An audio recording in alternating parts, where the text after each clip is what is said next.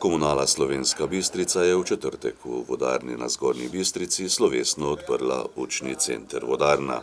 Namenjen je ozaveščanju širše javnosti o pomenu pitne vode, kako jo pridobivamo in transportiramo ter nadziramo njeno kakovost. Pomembno pridobitev sta predstavila Jožica Dobaj, vodja vodooskrbe pri Slovenjebistriški komunali, in Maksimilijan Tramšek, direktor Komunale Slovenska Bistrica. Ja, ideja je tlela že dlje časa. Predvsem strani vodje, magistra Dobaj, se je nekako tudi želela, tudi mi kot neki ambasadori okolja se nam je zdelo zelo pomembno, da ten izobraževalni sistem, ki ga konstantno izvajamo v družbi imamo ogromno ekskurzij, na nas obraščajo šole, vrtci, fakultete, višje strokovne šole, da dejansko nastavimo zgodbo vodnega kroga in popeljemo ta izobraževalni učni sistem skozi ves vodni krog.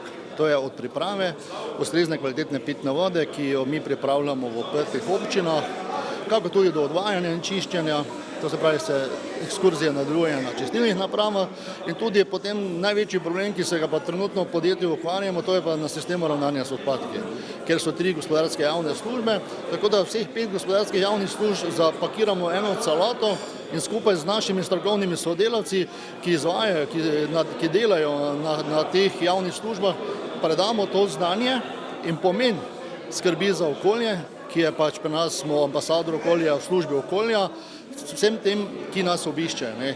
Zato smo si nekako iz starih prostorov, ki so bili tu včasih usedalniki za pripravo pitnih vod, po enem drugem tehnološkem sistemu filtracije, peščene filtracije, zamislili in uredili ta prostor. Zdaj, specifika tega je tudi to, da nekako smo želeli prikazati ne samo vodni krog, ne samo pripravo pitne vode, kaj dejansko je tranzitni vod. Mi danes iz vrha Pohorja lahko transportiramo vodo v Kidričev, Račev hram in v Haloze.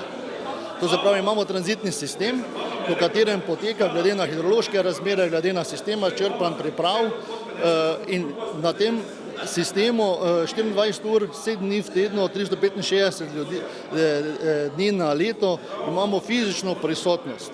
Imamo 24-urno fizično prisotnost naših operaterjev, ki skrbijo za ta sistem.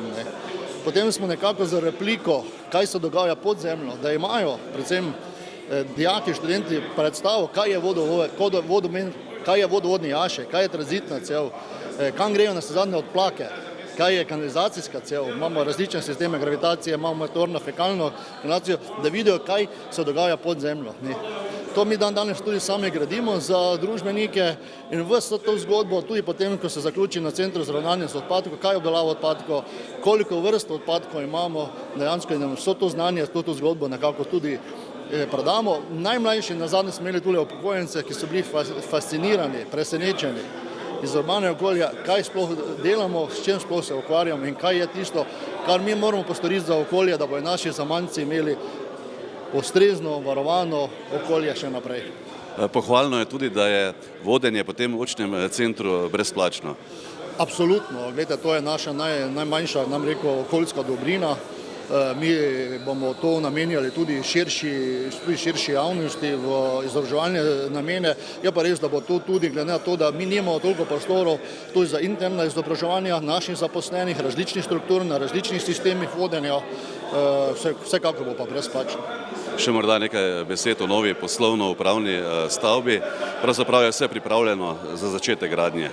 Ja, mi smo v ciljnem šprintu, vse dopolnitve so bile, čakamo dan, teden, jaz mislim, da do konca novembra bo izdano gradbeno dovoljenje.